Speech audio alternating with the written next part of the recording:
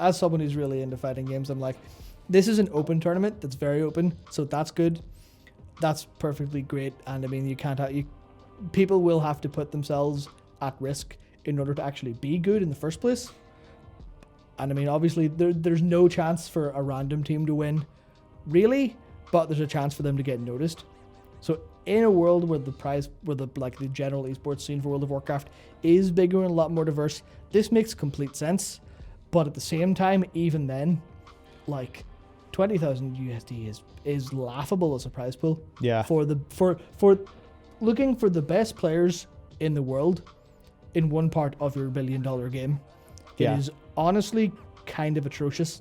Yeah, there's loads of people here who are saying that, it doesn't get the viewers. It's, it's World of Warcraft. It's really big as a game, and it makes a lot of money. Mm-hmm. And I'd also say that, like, always feeling like they're skimping it with stuff like that, that doesn't send a great signal to the scene. And I feel like if they want to catch the attention of, larger esports orgs, and I'm going to say that, 100 Thieves is going to have a World of Warcraft dungeon room in the 100 Thieves Cash App compound and the feckin' Totino's MDI room, and oh my god, how tiresome all that stuff is. Oh, sweet. But if they want to get the attention of those big groups, it's like you have to be willing to do a little bit of a loss leader and to not operate at perfect efficiency if you want to try to grow the thing. And it's surprising. There's a lot of people in the who work in esports. One of them I've talked to. A few. There is frustration at Blizzard for not going a bit harder in WoW Sports earlier on. That they had a humongous potential with arenas that they never really capitalized on. And to that, it's like, I agree that they could have done a way better job, but then me as a human, I'm like, but I don't really give a shit about that. And actually, I think the more World of Warcraft is designed around things like, Mythic Plus Dungeons being the way that they are, I think the worse it gets as an MMORPG. But that's maybe a bigger topic for another day. Yes. Yeah, we don't have all day. yeah. But it's certainly interesting. There was a super chat relevant to this story actually from Because Race Car. So thank you, who said, I think Asmund put it best. They raised over 600k in one stream, charity or not, and $9,000 in one day with TTS. Oh, come on, Blizzard. What is TTS? Text to speech. Oh, that's what Asmund did on his. He had TTS active for a while, which drove him insane. But it was set at $20, so people just throw in money into the pot, and that's like, it's a case where I think Blizzard are really. I mean, I guess the point is Blizzard could be doing so much more with their viewership with all this stuff. It's a case where let's go back to the fabled what Blizzard got absolutely stoned for, which was the charity toys. Where they were like, yes, we'll, what was it exactly? It was, we will match this. And then they did a switcheroo and didn't put any of their money in. The thieving bastards. I remember that. It wasn't charity toys, though. Or was it charity? I think it was the toys. It was the esports toys. Yes. To fund the prize pool. Yeah. So I don't think it was going to a charity. I think players were the charity funding Blizzard's prize pool for them. Yeah, you're right. Is a bit awkward, but it is something the likes of Valve do. Yeah. So it is a thing, but I think it's that Valve did it in a way that felt a lot more reasonable, like the players' money was actually going in, which is, I think, a part of why Valve had some insane prize pools. Oh yeah, TI is unbelievable. Yeah, in the millions, like. Yeah, whereas I think Blizzard, they capped the amount of money from those sales that would eventually would go to the MDR, whatever it was. Yes, it was like they capped the sales, or they said they would match, and then instead of matching, they just put they didn't at all, or didn't only match a little bit. I can't remember the specifics, but I definitely remember it being that case where they just didn't put in their own money in where they should have. I mean, I can try to find it. Esports toys. I mean, all I remember of that personally is just loads of people I follow on Twitter who are like WoW esports adjacent, complaining about it, and it did seem pretty scummy at the time. It was definitely grim. Yeah, it was these. It was 25% of the proceeds will contribute towards the year's finals, with a guaranteed minimum prize pool for that. And I think like they hit the guaranteed minimum using mostly viewer money. Yeah. So they basically use that to not contribute to their own Oh, prize pool. This is brave. I don't know what dartfrog.gg is, but okay. Yeah, I did some research on the fly. Yeah. Dirty old laundry, but Yep. yeah, it felt scummy to people. So it's a bit weird with the esports stuff. Honestly, I struggle to care. Yeah. I cannot sit here and pretend like I'm super excited about any of this stuff because I just don't care. And I would have said that during TBC or Wrath or any of the other points in time where I played the game where I just did not care about like the arena stuff.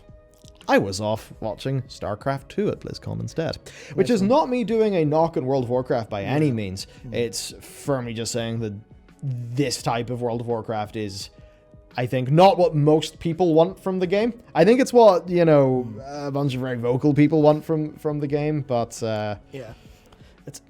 It's weird. Like, I mostly think of this story as because I'm very interested in esports in general, especially like the fighting game side, some of the MOBA stuff. But fundamentally, it's like I think this is a case where Blizzard are doing sort of just like we'll do stuff, and it's like it seems like from the drivers behind the ideas of tournaments is all good, but the organization isn't there standing. Oh, we'll 100% support this. It's just perhaps like it just feels like they're doing what they can with their limited budget, like setting all the production up. They're like, I have 20,000 left after Blizzard offered us this. We've got 20,000 left, as opposed to being a big organizational driving push. I mean, they tried to get us on minimum wage. Yeah. Like, I mean, not to get too into specifics or anything, and it's old news now. But there's a series we did for them, and their initial offer in terms of money, I looked at it and I just thought, like, guys, that I would like making that would cost more in staff wages than you intend to pay. Yeah. Huh? And it was not at all the fault of anybody who was involved in that program. It was purely just the amount of budget that some higher up who doesn't understand anything, which seems to be the thing there, at least on the sort of businessy side of Blizz. They just wouldn't do that, and that entire thing. My personal opinion of that now is that it was kind of just a way to get a bunch of free shit out of out of fan sites and people who. Groups who I think would devalue or maybe not recognize or appreciate their own value that they provide to their communities. I mean, especially because some of that was creators who are serving niche languages. Yeah. Not niche in the world, but, non-English, right? Yeah. Which, non-English does... non-English World of Warcraft generally will mean you have got less resources, less content creators, stuff like that. So, I really think those people should have been paid... at a premium because they were offering a really special, unique and in-demand service. Yep. But, it was just weird how little Blizzard thought they could get away with. And I guess that might be some of the frustrations that some people would, even internally at Blizzard would feel for something like this, where I'm sure the people who came up with the Great Push wish that more money was being pushed into the Great Push. Yeah, it's fundamentally that thing where I guess if the people who made this and were setting it up, because everything around it seems to be well considered. They're looking at like feedback. It seems to have improved massively as far as a production generally goes, and that's why loads of people are watching it. Yeah, but I guess just penny pinchers at the top, but like, we need like what's the ROI on this? And they're like, it's fine. It's perfectly fine with this much money. So like, okay, do that. But instead of they're not actually investing in this as a scene. Yes, they're running it at. I imagine they're running it at sort of roughly break even, which would explain these lower prize pools, as opposed to going, right, boys, let's build a scene. Because that's what you need to do. You need to build a scene and then it'll flourish in amongst itself.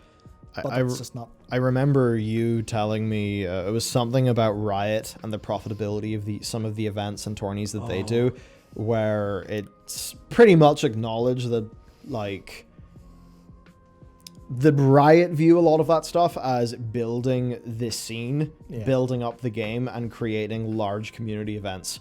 I guess that's the only reason why you have a holographic music performance that blends holo characters with live actors. Yeah. It's like weird. It was, sort of cringy because you're like, weird game stuff and all that person's pretending to be magic. But at the other hand, it was extremely cool. Yeah. Yeah, it's like they do some of the best work on that front, but that's all like, I might be misremembering, so don't quote me on this or take it for gospel, but I'm very sure their entire like thrust behind League Esports in the first place was to go, right, we're basically giving all these esports people and experts blank checks to get more people to play the game.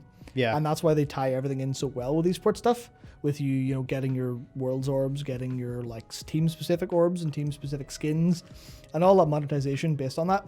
And it's like over in the, that was all to build people playing the game.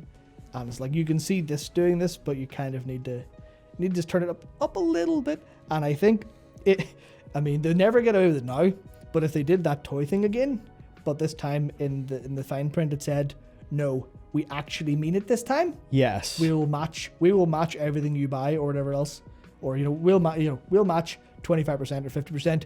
Go ham. See how much you can actually rip out of our account to go into this.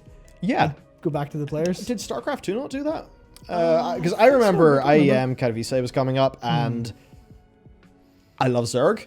The skins were really cool, so I got the War Pass thingy. Yeah. Because I knew that what I would be doing is watching the entire tournament, so I get a lot of content out of that, and I'd log in, and at the time I was trying to ladder in Zerg. So I thought, these are cool skins. It's supporting a scene that I really care about, and I've cared about since like beta in 2009. Watching as Total Biscuit did a beta tourney, I think, but yeah, I love that shit. So to me, that felt great. And I think for a lot of WoW people, they would be willing to apply that to World of Warcraft. Yeah. And I think a world where, instead of 300 grand for those finals, it's 800 grand, 900 grand, $1 million, 2 million, which I think they could totally do with a, player and then a match from Blizzard pool in the same way that the people... Valve. Yeah, in the same way that Valve do it. Yeah, the compendium for TI. Yeah, then at least for World of Warcraft players, they'd be like, wow, look at the size of our scene. That's a big number. And, then even for the people who win, they're not earning, $250 an hour. Yeah, and then... Not win, sorry, the people who are, 4th or 5th or 6th. Yeah, and then you've got more incentive for people to play the game to get good at it.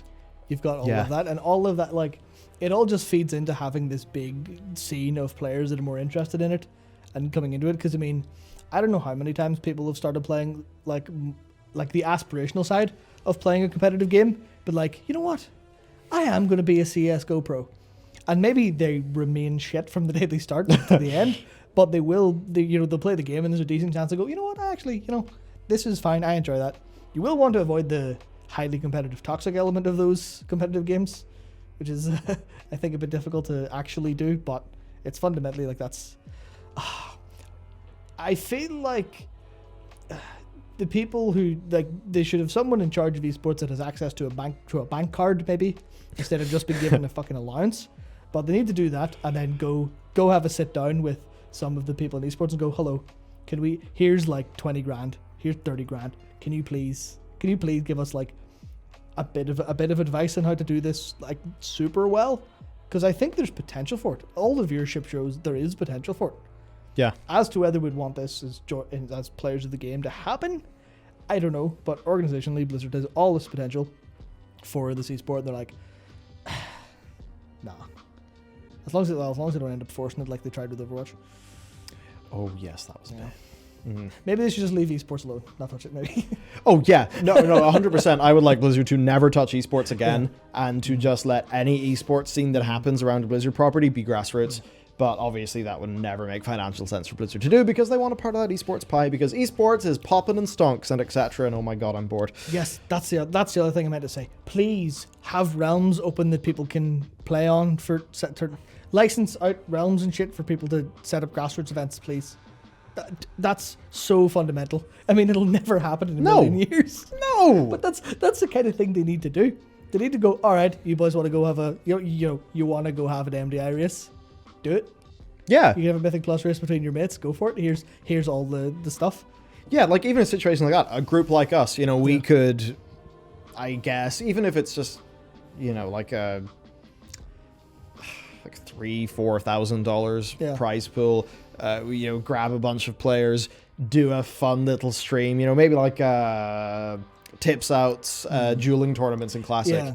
But if there's a situation where it was like that, but for the modern game, where you could just sort of spin up a tourney realm, get people characters that they could, do whatever way they want, then just roll at it, like that would be awesome, right? But, in the same way that even like the StarCraft community, there've been frustrations for a while, not being able to do a true LAN and all that jazz, but Brutal. that I think is really stuff for another time. Absolutely. Yes, this is more of a Blizzard could probably do more. I think the Great Push existing though is cool. I like how it represents the player experience more. I just personally cannot bring myself to give a shit because it's no offense to anybody involved in this. It's just to me, World of Warcraft is a role-playing game.